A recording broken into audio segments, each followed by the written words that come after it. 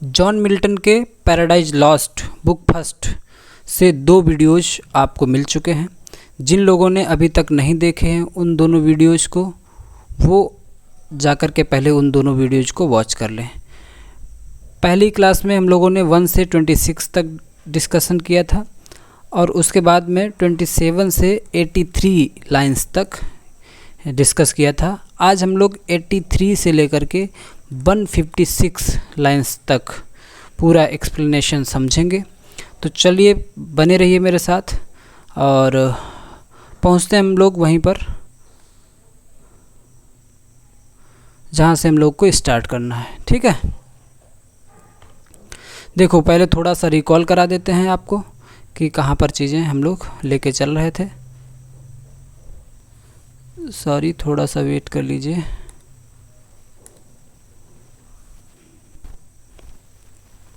हाँ, क्या था कि सैटर्न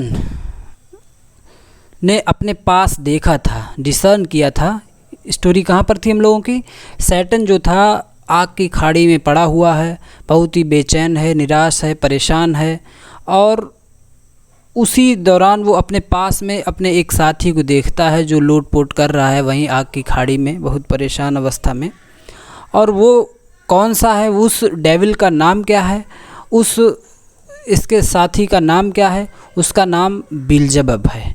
बिलजबब जो है इसका बहुत ही मुख्य साथी है और इतना ख़ास है और इतना इम्पोर्टेंट है कि इसमें बताया है जॉन मिल्टन ने कि नेक्स्ट हिमसेल्फ इन पावर, कि जो बिलजबब है ये सैटर्न के बाद में दूसरा व्यक्ति बिलजबब ही है जो पावर में सैटर्न की तरह है और नेक्स्ट इन क्राइम, और क्राइम भी सैटर्न की तरह कर सकता है।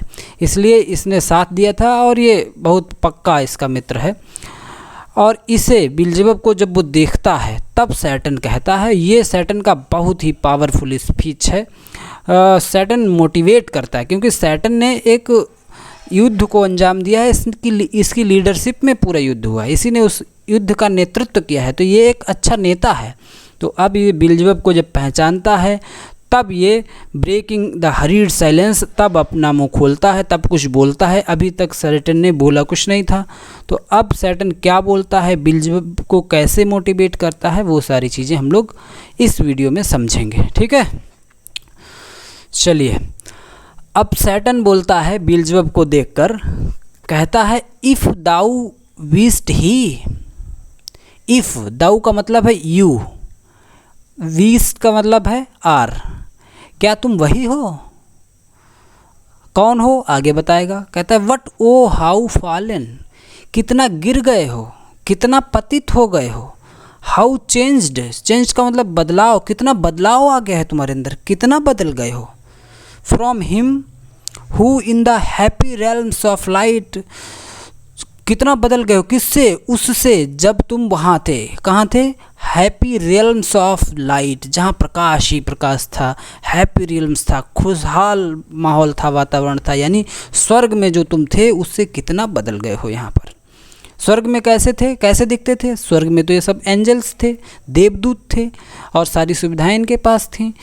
कैसा था? सैटर्न बताता है कि बिलजबब स्वर्ग में कैसा दिखता था जब स्वर्ग में इसके साथ था। तो क्लोथ्ड विद ट्रांसेंडेंट ब्राइटनेस, जो ईश्वरीय चमक थी इसके, मतलब ईश्वरीय चमक थी इसके शरीर पर, इसके चेहरे पर। डिडस्ट आउटशाइन, और इतनी आउटशाइन करती थी, इतनी चमक थी कि ये सरपास करती थी, पीछे छोड़ देती थी किसे? मिराइट्स दो ब्राइट। अगर बाकी सब एंजल्स का झुंड भी होता था ना, मिराइट्स भी हो, कई देवदूतों का झुंड हो और बिलजबब अकेले खड़ा हो, फिर भी इसकी चमक इन लोगों को फैल कर देती थी। इतना बिलजबब ऐसा व्यक्तित्व था बिलजबब का वहाँ पर। इफ़ ही हुम म्यूचुअल लीव, क्या तुम वही हो जिसकी म्यूचुअल लीग में, जिसके साथ में, म्यूचुअल लीग का मतलब होता है साथ साथ में, जिसने मेरे साथ में मिलकर के, जो कि मेरे साथ यूनाइटेड थॉट्स, विचार जिसके मिलते थे, एंड काउंसल्स, जिसके विचार, पूरी विचारधारा और सारा कुछ मैच करता था हमसे। इक्वल होप, एक बराबर उम्मीद रखते थे, एंड हजार्ड और इक्वल ही परेशानी उठाई, और बराबर मात्रा में परेशानियों में भी तुमने साथ दिया। इन दैट ग्लोरियस एंटरप्राइज, उस ग्लोरियस एंटरप्राइज का मतलब उस महायुद्ध में। बिलजेबब को देखकर सैटर्न बोलता है कि क्या तुम वही हो? अच्छा वही हो तो कितना बदल गए हो, कितना चेंज हो गए हो। क्या तुम दिखते थे जब स्वर्ग में होते थे? क्या चमक थी? देवदूतों का झुंड उतनी चमक नहीं होती थी जितने तुम अकेले चमक रखते थे। और तुम वही हो ना जिसने मेरा साथ दिया था, जो हमारे साथ विचारों से, काउंसिल्स से मैच करता है। जैसे कि हम और तुम दोनों एक ही तरह के विचार रखते हैं, एक ही उम्मीद थी कि हम जीतेंगे, और एक ही समान हम लोग हैजार्ड में यानी परेशानी में, दिक्कत में भी आए उस ग्लोरियस एंटरप्राइज की वजह से, उस महायुद्ध के कारण। ज्वाइंड मी वंस, एक बार तब भी तुम मेरे साथ थे। ज्वाइंड का मतलब मेरे साथ थे, वंस एक बार तब, यानी स्वर्ग में जब सब कुछ मेरे साथ था तब भी तुम साथ थे। नाउ मिजरी हैथ ज्वाइंड, और आज दुख की घड़ी में भी तुम मेरे साथ हो। इस तरीके से अपना मोटिवेशन शुरू करता है। आगे जो आएंगी 3-4 लाइन बहुत इम्पॉर्टेंट होंगी, तो देखते रहिए। मैं आपका ध्यान वहाँ पर आपको बताऊँगा कि कौन सी लाइन्स हैं, आप समझेंगे चीज़ों को। In equal ruin into what pit, कहता है अब आपने इस दयनीय स्थिति में भी इक्वल रुइन का मतलब है बराबरी की बर्बादी में भी हमारे साथ हो, ऐसे तुम मेरे घनिष्ठ मित्र हो। इनटू वाट पिट दाउ सीस्ट, कितने गड्ढे में पड़े हुए हो। पिट का मतलब कितनी गहराई में पड़े हो, कैसे गर्त में दिख रहे हो, सी दिख रहे हो। फ्रॉम व्हाट हाइट फॉलन, और कितनी ऊंचाई से गिरे। भाई ऊंचाई भी तो बहुत ज़्यादा थी, गिरते गिरते कितना टाइम लग गया था, 9 दिन और 9 रात बताया गया था, है ना। कितने गहराई में पड़े हुए हो। फिर आगे देखो मोटिवेट करते हैं। कहता है कि so much the stronger proved, कितना ताकतवर प्रूव हुआ भाई। ही का मतलब है वह ही का मतलब यहाँ पे गॉड के लिए ही यूज हुआ है, कि वो गॉड है ना, भगवान जो ईश्वर है, कितना ताकतवर साबित हुआ। विथ हिज थंडर क्या मतलब है यहाँ पर हथियार। थंडर जो बिजली वाले गर्जना वाला हथियार था, उसकी वजह से बहुत ताकतवर निकला। एंड टिल देन, अब बिलजेबब से बोलता है Satan, and till then who knew, और तब तक किसको पता था, the force of those dire arms, ऐसे घातक हथियार की ताकत का किसको अंदाजा था भाई। इससे पहले तो हम लोग युद्ध लड़े नहीं थे, हमें नहीं पता था कि इसके पास, गॉड के पास है, थंडर वाला भी हथियार है। और जब तक युद्ध नहीं हुआ था तब तक उससे पहले हमें क्या जानकारी होती। It not for those nor what the potent victor in his rage can else inflict. It not for those, अब सैटर्न बोलता है nor for what the potent victor in his rage, अब अपने गुस्से में पोटेंट विक्टर, अभी देखना God के लिए मिल्टन ने बहुत अलग अलग शब्द यूज हुए हैं। यहाँ पे ही यूज किया है गॉड के लिए, यहाँ पे पोटेंट विक्टर कहा कि जो हमारा विजेता है ना, जिसने हमें जीत लिया है, वो अपने गुस्से में व्हाट कैन एल्स इन्फ्लिक्ट, और हमें कर क्या सकता है, और हमारा इससे ज़्यादा क्या बिगाड़ सकता है। Do I repent or change, तो क्या हम उसका पश्चाताप करें, विलाप करें। रिपेंट का मतलब विलाप। अब जो हो गया तो क्या मैं उसका विलाप करूं, या चेंज, या अपने आप को बदल लूं, या अपने विचारों को बदल लूं कि नहीं अब नहीं लड़ना है। ये सैटर्न बोलता है दो चेंज इन आउटवर्ड लस्टर, बाहरी वेशभूषा हमारी चेंज हो गई है, हमारी बाहर से जो हालात हैं देखने लायक नहीं बचे हैं। दैट फिक्स्ड माइंड, लेकिन जो माइंड है वो एकदम फिक्स है, दिमाग वही है, विचार वही हैं, इरादे वही हैं। That fixed mind and high disdain, और बहुत कट्टर नफरत है। डिसडेन का मतलब है नफरत। गॉड के प्रति घृणा हमें बहुत है, अभी भी है और ज़्यादा ही हुई है। From sense of injured merit, क्यों ये घृणा है, क्योंकि from sense of injured merit that with the mightiest raised me to contend, जो हमारी मेरिट थी ना, वो इंजर्ड हुई थी, हमारी भावनाएं आहत थीं, हम भी उतने क्वालिटी, मेरिट का मतलब है हमारे अंदर भी उतनी ही क्षमता थी, मेरिट का मतलब है हमारे अंदर भी उतनी ही क्वालिटी थी जितनी गॉड की थी, और गॉड से उसके बराबर का हमने हक मांग लिया तो गॉड नाराज़ हो गया, और हम उतनी ही क्षमताएं रखते थे और फिर भी हमसे लेबरों की तरह काम कराया जाता था, है ना, मजदूरी की तरह ऑर्डर दिए जाते थे, और इससे हमारी जो मेरिट थी इंजर्ड थी, इससे हम बहुत दुखी थे। That with the mightiest rage, इसी वजह से हमने उस माइटीएस्ट देखो सैटर्न भी माइटीएस्ट बोलता है उस सर्वशक्तिमान से, इसी वजह ने हमें लड़ने को, रेज्ड का मतलब उकसाया, मी टू कंटेंड का मतलब लड़ाई लड़ने के लिए, क्योंकि हम थे बराबरी में, जितने अधिकार गॉड के पास, जितनी क्षमताएं गॉड के पास उतनी हमारे पास, फिर भी हम उनके आदेशों का पालन कर रहे थे, और इससे हमारी भावनाएं, इससे हमारी मेरिट को ठेस पहुंचती थी, इस वजह से हमने उससे कंटेंड किया, उससे युद्ध किया। And to the fierce contention brought along, और इस घातक लड़ाई में ब्रॉट एलॉन्ग हमारे साथ और भी बहुत सारे इन्यूमरेबल, अनगिनत फोर्स ऑफ स्पिरिट आर्म्ड, हमारे साथ और भी अनगिनत स्पिरिट, अनगिनत आत्माओं ने, अनगिनत देवदूतों ने हमारा साथ दिया। स्पिरिट्स आर्म्ड का मतलब हथियारों के साथ, हथियारबंद लड़ाई में साथ दिया मेरी। That dust dislike his range, और वो लोग भी, उन्होंने भी साहस किया, डिसलाइक हिज रेन, वो लोग भी उसके शासन को उन्होंने भी अच्छा नहीं माना, उसे भी डिसलाइक किया। एंड मी प्रीफरिंग, और उन लोगों ने हमें प्रीफर किया, यानी हमें अपना नेता माना, हमारे लिए वो लोग लड़े, और गॉड को उन्होंने डिसलाइक किया। मतलब इसके कहने का मतलब है मैं तो लड़ा, साथ में हमारे अनगिनत और साथी भी आए जिन्होंने गॉड की सत्ता को डिसलाइक किया और हमें प्रीफर किया, हमें प्रीफरेंस दिया और मेरे साथ रहे। His utmost power with adverse power opposed, और उसकी सर्वशक्तिमान ताकत को, उसकी ताकत को एडवर्स किया, विद एडवर्स पावर अपोज्ड, हम लोगों ने उसका विरोध किया, उसका अपोज किया। इन डूबियस बैटल, और ये बैटल कैसा था, डाउटफुल था। डूबियस का मतलब डाउटफुल था बैटल, यानी सैटर्न कह रहा है कि हम लोगों ने इस तरीके से अपोज किया, इस तरीके से विरोध किया, इतना अच्छे से लड़े कि जो युद्ध था ना बहुत डाउटफुल हो गया था। डाउटफुल का मतलब पता नहीं चलने वाला था कि कौन जीत सकता है, मतलब गॉड को लग रहा था कि कोई भी जीत सकता है, हमें भी लग रहा था हम जीत जाएंगे, लेकिन कौन जान सकता था। On the plains of heaven, स्वर्ग के मैदान में, एंड सूक हिज थ्रोन, और उसके सिंहासन को हिला के रख दिया। कहने का मतलब ये था, सैटर्न इस तरीके से मोटिवेट कर रहा है बेल्जेबब को, कह रहा है कि ये युद्ध था, बहुत कम अंतर से ही ये लड़ाई हम लोग हारे हैं। गॉड भी एक बार सोच में पड़ गया था, उसे भी डर लगने लगा था कहीं ऐसा न हो हमारा सिंहासन चला जाए, और उसका थ्रोन जो था, थ्रोन का मतलब सिंहासन है, शूक का मतलब हिल गया।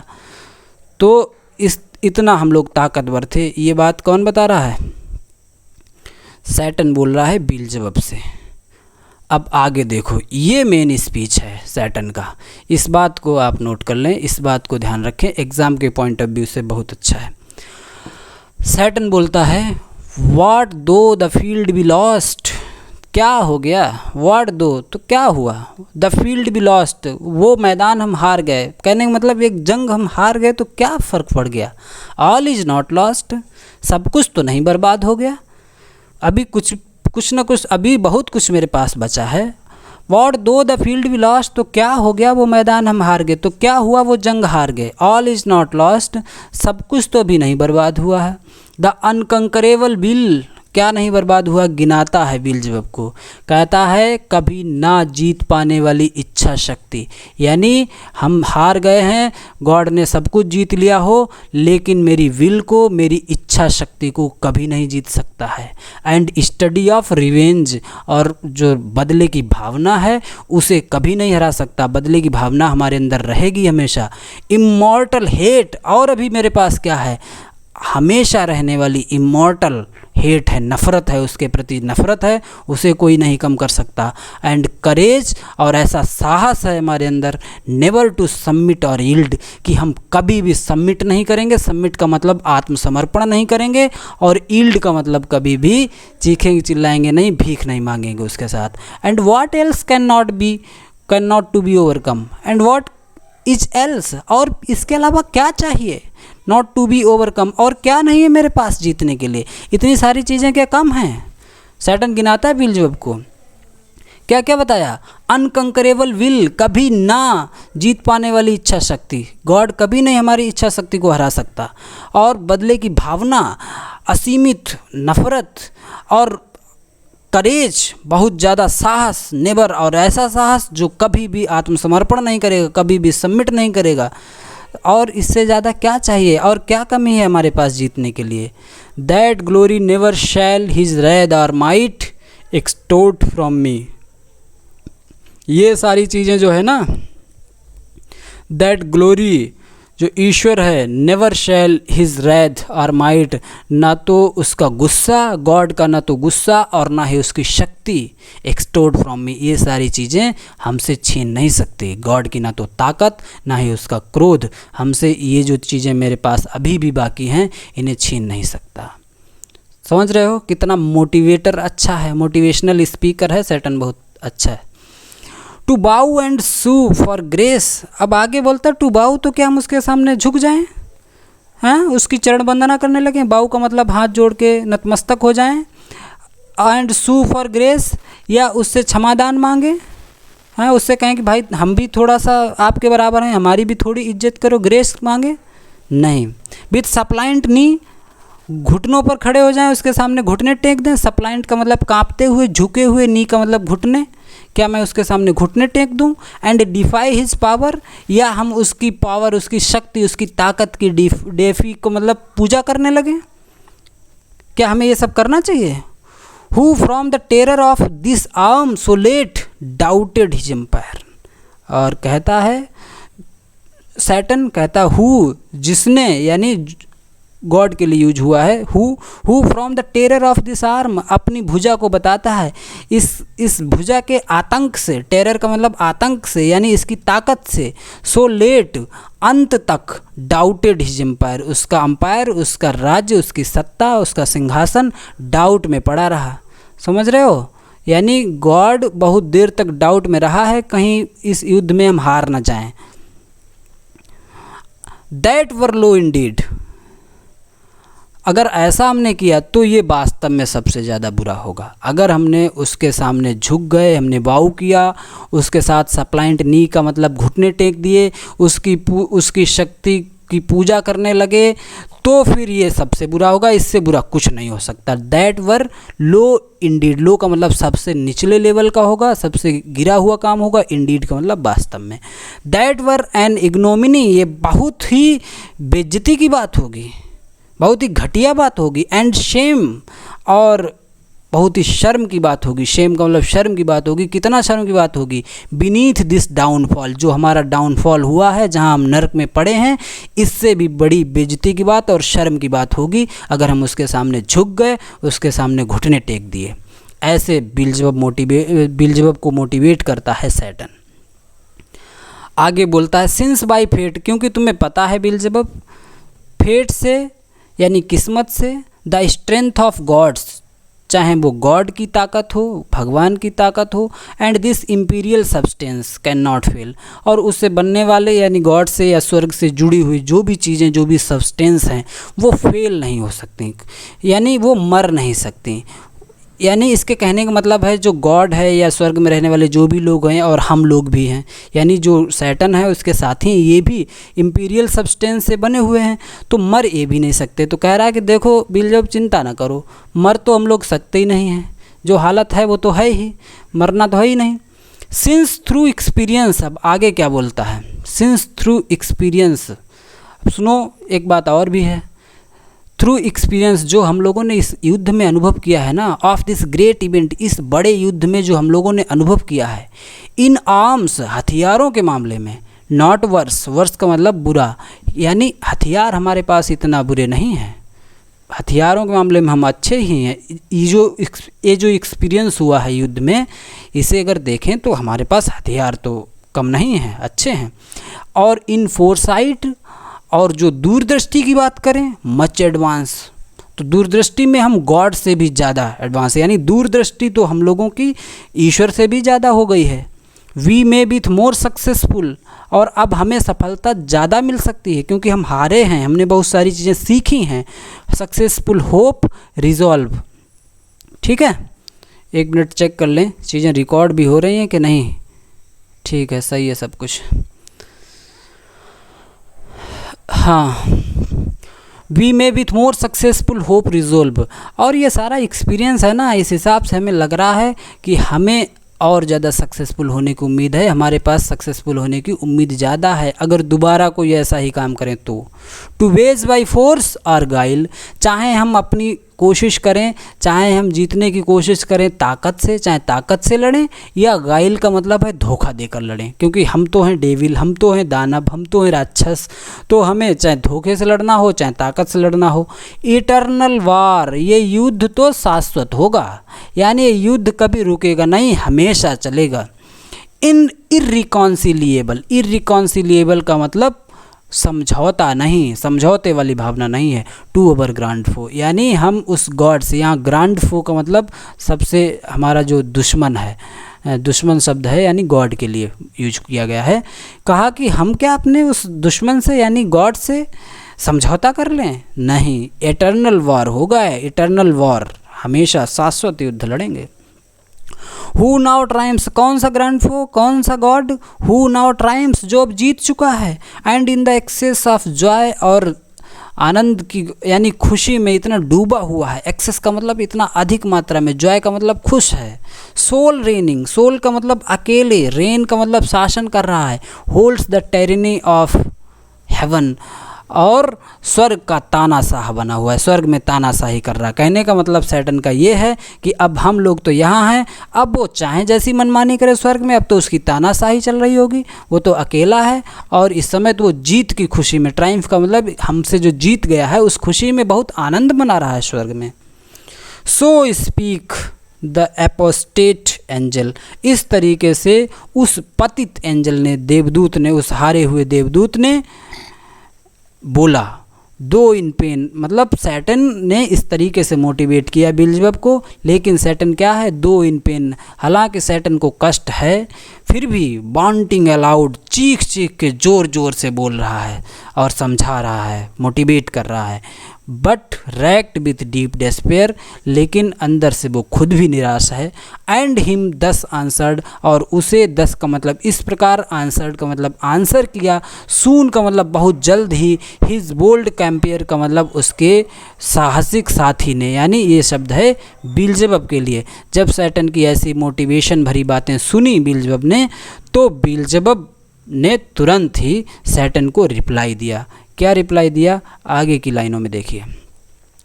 बिल्जेबब बोलता है, O prince, O chief of many throned powers, हे राजकुमार, हे चीफ, हे मुखिया, थ्रॉन्ड पावर्स का बहुत सारी ताकतों के मुखिया, यानी बहुत सारे देवदूतों का ये मुखिया भी था, लीडर था। That led the embattled seraphim to war, जिसने लीड किया यानी नेतृत्व किया, एम्बैटल्ड और युद्ध के लिए लड़ने वाले देवदूतों को, सेराफिम को वार में, इस युद्ध में जिसने सपोर्ट किया, जिसने मोटिवेट किया, जिसने लीड किया इस युद्ध में, इस युद्ध का जो लीडर था उसे बोला, यानी सैटर्न को बोला बिल्जेबब ने प्रिंस, और चीफ बोला। ठीक है, अब क्या कहता है? अंडर दाई कंडक्ट, आपके नेतृत्व में, दाई का मतलब योर, कंडक्ट का मतलब लीडरशिप में, एंड इन ड्रीडफुल डीड्स, और ऐसे भयानक कार्यों में, फियरलेस, निडर होकर के, एंडेंजर्ड, खतरे में डाल दिया, heaven's perpetual king, perpetual, heaven's perpetual king का मतलब स्वर्ग के राजा को, स्वर्ग के हमेशा, परपेचुअल का मतलब हमेशा बने रहने वाले राजा को आपने खतरे में डाल दिया अपने नेतृत्व में, हम लोगों को लीड करते हुए। एंड पुट टू प्रूफ, और एक टेस्ट ले लिया उसका, एंड पुट टू प्रूफ का मतलब उसका टेस्ट ले लिया, हिज हाई सुप्रीमेसी का, उसकी हाई सुप्रीमेसी का, यानी वो सुप्रीम है भी, ताकतवर है भी कि नहीं है, उसका आपने परीक्षा ले ली इस युद्ध से। वेदर अपहेल्ड बाय स्ट्रेंथ, कि उसके पास जो सुप्रीमेसी है, जो ताकत है, जो वो राजा बना हुआ बैठा है, वो किस वजह से बना हुआ बैठा है। वेदर अपहेल्ड बाय स्ट्रेंथ, ताकत की वजह से बना हुआ है, या चांस, चांस का मतलब या बाई चांस बन गया है, या फिर फेट का मतलब भाग्य से बन गया है। बिल्जेबब सैटर्न से कहता है कि हे मुखिया, हे प्रिंस, हे राजकुमार, हे मेरे नेता, आपने जो काम किया है साहसिक, और वो इतना साहसिक कार्य था, इतना निडर ढंग से काम किया कि जो राजा है स्वर्ग का, यानी गॉड है, उसे खतरे में डाल दिया। उसकी जो सुप्रीमेसी है, उसका जो स्थान है, उसकी आपने परीक्षा ले ली कि उसने उस जगह को ताकत की वजह से पाया हुआ है, या बाई चांस मिल गई है, या किस्मत की वजह से वो स्वर्ग का राजा बना हुआ बैठा है। टू वेल आई सी, अब आगे बिल्जेबब बोलता है, टू वेल आई सी, मैंने बहुत अच्छे से देखा है, मैं बहुत अच्छे से देखा है, एंड समझा है, and review the dire event, इस बहुत ही भयानक इवेंट को हमने बहुत करीब से देखा है, समझा है। That with that sad over through and fall defeat, और हमने उस सैड ओवर थ्रू, जिस तरीके से हमें बदहाल तरीके से फेंका है गॉड ने ऊपर से, बहुत सैड था, वो भी बहुत दुखी करने वाला है। एंड फॉल डिफीट, और जो हमारी हार हुई है वो भी बहुत ही घातक है, बहुत ही एक गलत एक्सपीरियंस है, इसका मतलब है। हैथ लॉस्ट अस हेवन, और उसकी वजह से हुआ क्या, उसकी वजह से हमारा हेवन का मतलब स्वर्ग भी छिन गया, यानी स्वर्ग से भी हमें बाहर फेंक दिया गया। And all this mighty host, और हमारे साथ साथ इस पूरे हॉस्ट को, हॉस्ट का मतलब पूरे हुजूम को, पूरे झुंड को, हमारे साथियों के झुंड सहित, इन हॉरिबल डिस्ट्रैक्शन, भयानक विध्वंस, विनाश कर दिया। लेड दस लो, और हमें इतना नीचे फेंक दिया, इतना नीचे गिरा दिया। एज फॉर एज, आगे बोलता है, as far as gods and heavenly essences can perish, और हमें कितना डिस्ट्रक्ट कर दिया, कितना हमारा विनाश कर दिया, कितना कुछ बिगाड़ दिया हमारा।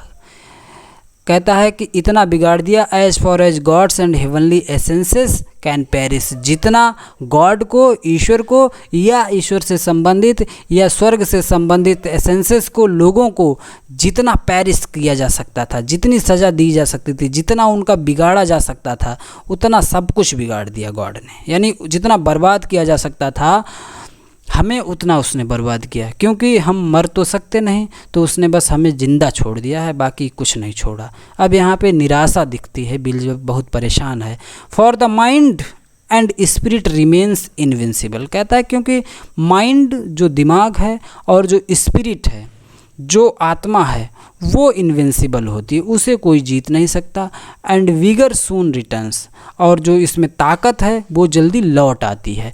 यानी गॉड से संबंधित जो एंजल्स हैं ये कभी मरते नहीं, और कभी पूरी तरह एग्जॉस्ट हो जाएं तो इनके अंदर फिर से स्पिरिट और जो विगर है, जो ताकत है, फिर से ऑटोमेटिक आने लगती है, आ जाती है, ऐसा बिल्जेबब बताता है।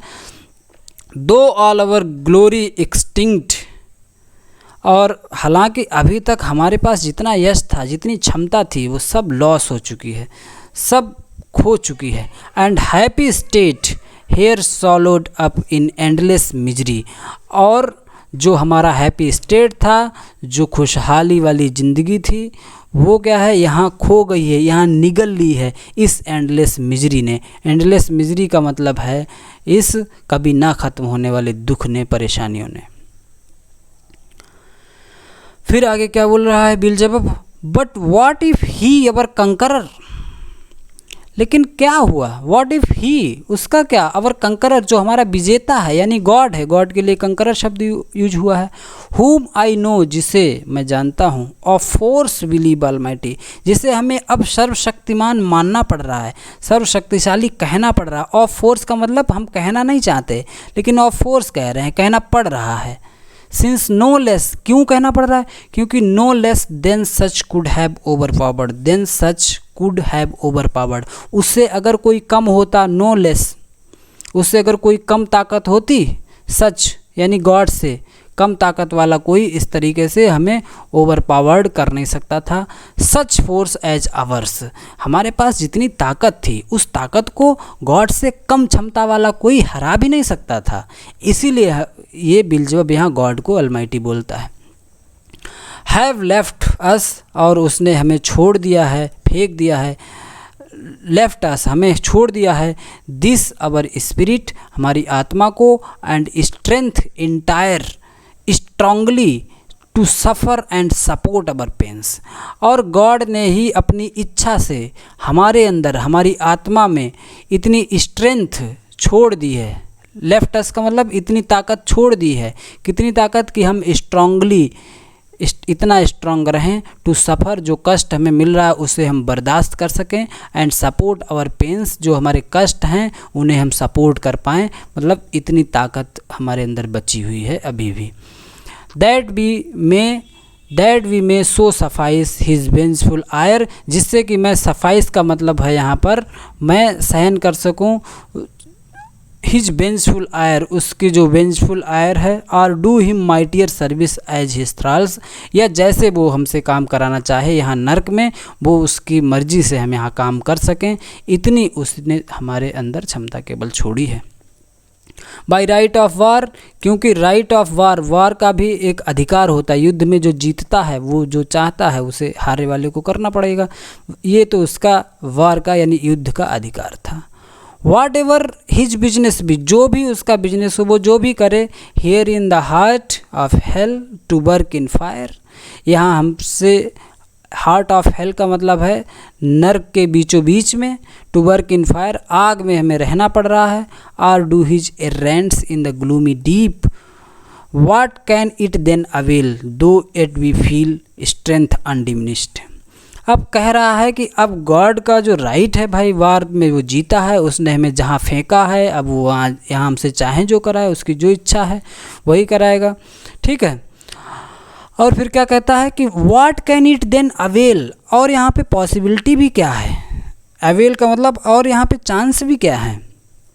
Though yet we feel strength undiminished, फिर भी हमें जो है ऐसी ताकत महसूस होती है अनडिमिनिश्ड, ऐसा लगता है कि पूरी ताकत अभी हमारे अंदर से ख़त्म नहीं हुई है। और इटर्नल बीइंग, क्यों नहीं ख़त्म हुई, यानी थोड़ी बहुत ताकत बची हुई है। स्ट्रेंथ अनडिमिनिश्ड का मतलब है हम मरे तो नहीं हैं, जिंदा तो हैं ही, और वो क्यों हैं। और eternal being to undergo eternal punishment, अब हम चूँकि इटर्नल बीइंग हैं, कभी भी ना मरने वाले सब्सटेंस हैं, कभी मर सकते नहीं, इसीलिए हमें कभी ना ख़त्म होने वाली सज़ा भी मिली है। अंडरगो करना पड़ेगा, हमें इस सज़ा को काटना पड़ेगा, इटर्नल पनिशमेंट को। वेयर टू, अब देखो क्या है, जब लास्ट वाली लाइंस में बिल्जेबब बहुत निराश दिख रहा है अपने शब्दों से कि हम कर भी क्या सकते हैं, गॉड ने हमें इतना ऊपर से यहाँ नीचे फेंक दिया है, अब वो युद्ध में जीत गया है, उसका राइट है वार का, अब वो हमसे जो भी चाहे कराए, यहाँ हेल में पड़े हुए हैं, बस मर ही नहीं सकते हैं क्योंकि हम इटर्नल बीइंग हैं। अब वो हमें जब तक मर नहीं सकते हैं, जब मर नहीं सकते हैं तो सज़ा भी इटर्नल हो गई, यानी हमें पूरी सज़ा भी बर्दाश्त करनी पड़ेगी, गॉड जो भी कराए। जब इतना निराश बिल्जेबब दिखा अपनी बातों से, तो सैटन फिर उछल पड़ा तुरंत से। Whereto with speedy words, उसे तुरंत तेज़ तेज़ शब्दों में द आर्क फिएंड का मतलब जो डेविल है, जो मुख्य डेविल है, रिप्लाइड, सैटन उसे रिप्लाई करता है, जवाब देता है, फिर से बहुत ही अच्छी मोटिवेशनल स्पीच देगा सैटन बिल्जेबब को। देखेंगे अगली क्लास में, बने रहिए हमारे साथ। आज की क्लास में इतना ही, वीडियो बहुत लंबा हो रहा है तो करना पड़ेगा, ठीक है दोस्तों। मिलते हैं अगली क्लास में। Till then keep learning and keep watching. Thank you, thanks for watching.